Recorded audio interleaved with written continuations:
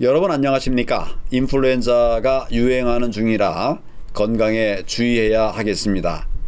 우리 질병관리청은 독감 의심 환자가 1,000명당 8.6명, 1,000명당 8.6명을 넘으면 인플루엔자 유행주의보를 발령합니다. 2월 초 기준으로 해서 독감 의심 환자 비율은 외래 환자 1,000명당 30.4명이라고 합니다. 주의보 발령 기준인 8.6명을 훌쩍 초과해버렸습니다. 독감은 기침, 재채기 등을 통해서 감염될 수 있으니까 본인과 가족의 건강관리에 특히 유의해 주시기를 바랍니다. 오늘도 황인학 교수님과 함께 민생경제의 현황과 전망을 살펴보도록 하겠습니다. 안녕하십니까? 예, 안녕하세요, 대표님. 요즘 많이 번거로우시죠? 예, 저도 이 독감 때문에 한여를 크게 고생했었습니다. 아, 그러셨군요. 예. 최근에 한국개발연구원이 올해 경제 성장 전망치를 수정 발표를 했습니다. 이번에 KDI 전망치는 당초에 전망했던 내용과 비교해 보면 무엇이 다른지 좀 설명을 부탁드립니다. 예, 작년 11월에 한번 발표하고 또 이제 바뀐 경제 상황을 감안해 가지고 전망을 수정을 했는데요. 한마디로 경제 성장률 전망이 더 낮아졌다. 지난 3개월 전 작년 11월에 전망치는 올해 우리나라 경제 성장률이 한 2% 정도 달성할 수 있지 않을까 그랬는데 그걸 낮춰가지고 1.6%, 0.4% 많이 낮춘 거네요. 많이 낮춘 겁니다. 그렇게 낮췄죠.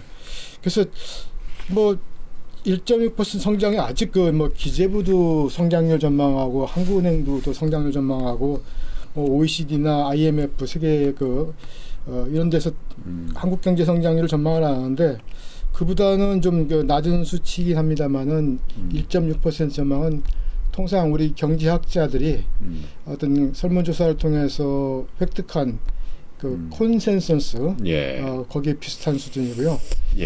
또 일부 글로벌 투자은행에서 예를 들면 JP 모간이라든지 시티은행이라든지 바컬리라든지 그런 글로벌 투자은행에서도 이렇게 각 나라의 경제 성장을 전망하는데 그 중에 보면 이보다 더 낮은 수치가 있습니다. 1.6%는 그 평균 정도의 수준이다라고 보시면 되겠습니다.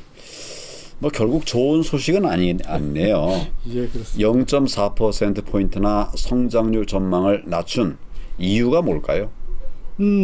모든 국민들이 다 짐작을 하실 겁니다. 우리 지난번 저희들 이야기할 때도 2025년 국내 경제는 내후 외환의 불확실성이 그득하기 때문에 참 여러 가지 조심스럽다고 그랬는데 결국은 그 건입니다. 내후는 이제 이런 전국 불안이 계속 진행 중이고 그로 인해 가지고 이런 소비 심리도 위축되고 모든 경제 주체의 경제 심리가 위축된 결과를 빚고 있고요.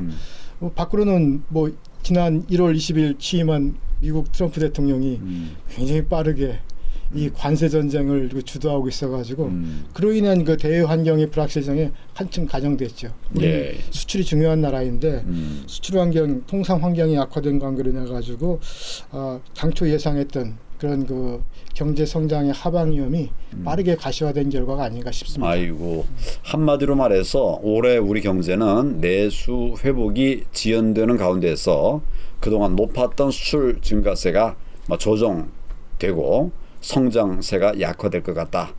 이런 얘기가 되겠네요. 예, 그렇습니다. 내수와 수출을 나눠서 한번 살펴보면 어떻게 될지. 먼저 내수 부문에서 구체적인 수치 전망은 어떻게 나오나요? 최근에 업데이트된 KDI 전망 기준으로 말씀드리자면은 내수 같은 경우는 이제 우리가 투자도 있고 소비도 있지 않습니까? 그게 두 축인데요. 설비 투자 같은 경우는 작년과 비슷한 수준으로 가지 않을까.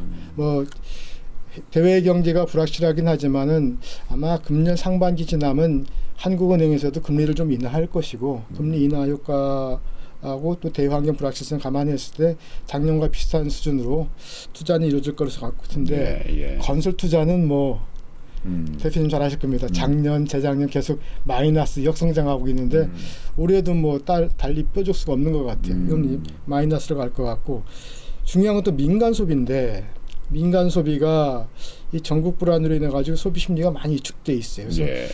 당초에는 한 1.8% 전망했는데 그걸 좀 낮춰서 좀 그런 측면이 있습니다. 예. 뭐 계속 하여튼 좀 어려운 소식들이 전해져 오고 있네요. 그 수많은 그 자영업자들을 생각하면은 한시라도 빨리 내수가 살아나야 되겠다 이런 생각을 하고 있는데 내수가 지지부진할 거라고 이렇게 말씀하시니까 많이 좀 안타깝습니다. 지금도 내수 부진은 심각한 상황 아닌가요?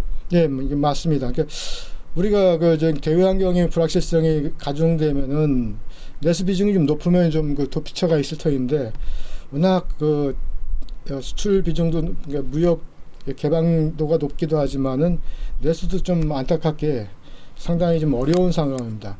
그 며칠 전에 그 통계청에서 그 12월 산업 활동 동향을 발표를 했거든요. 예. 그 작년 전반적으로 이렇게 볼 때 2024년 생산과 투자는 비교적 양호했는데 예. 건설은 역성장이고 소비가 부진했습니다. 우리 국민의 일반 소매 판매액 지수가 2023년 대비 2%나 2.2% 이상 예. 감소했거든요. 큰 차이네요. 예, 그러니까 이 소비 판매액이 증가해야 되는데 예. 마이너스가 됐으니까 이게 지금 재작년에도 그랬고 작년에도 그랬고 2022년에도 그래가지고 계속해서 지금 역성장하고 있거든요. 예. 이렇게 지금 3년 연속으로 이렇게 마이너스 때를 기록한 것은 상당히 그 이례적인 겁니다. 예, 예. 그래서 이 부분이 조심스럽고요. 그 원인을 따져본다면은 지난 뭐 코로나 때부터 전 세계가 상대적으로 좀 고금리였지 않습니까? 지금도 그 고금리가 이어지고 있기 때문에 좀 소비가 좀 위축된 좀 측면도 있고 최근에는 뭐 뭐니 해도 전국 불안 요소가 상당히 큽니다. 특히 작년 12월 이후에 대표적으로 작년 4분기에 우리나라 경제 성장이 한 0.5%는 될 거라고 생각을 했어요. 예, 예. 근데 작년 12월에 내수가 팍 위축되면서 한국은행에서 추정한 바로는 4분기 경제 성장률이 0.5%가 안 될 것 같다. 그래서 작년 경제 성장률이 2%도 안 될 수도 있다. 아직 예. 뭐 최종치가 안 나왔습니다만 그럴 만큼 이런 이 민간 소비 위축이 좀 상당히 심각한 그런 상황입니다. 예. 성장 수치가 예. 0.5%보다도 낮으면 그러면 1년 하면 2%라는 거 아닙니까? 예. 분기당 0.5%니까 그럼 뭐 굉장히 이것도 사실은 우리 적다고 생각했는데 그게 0.2라고 하면 뭐 합해서 1%도 안 된다는 소리네. 그러니까 예 그렇습니다. 대표님 말씀대로 작년 성장률이 2%에 미달할 것 같다라는 거죠. 예, 예.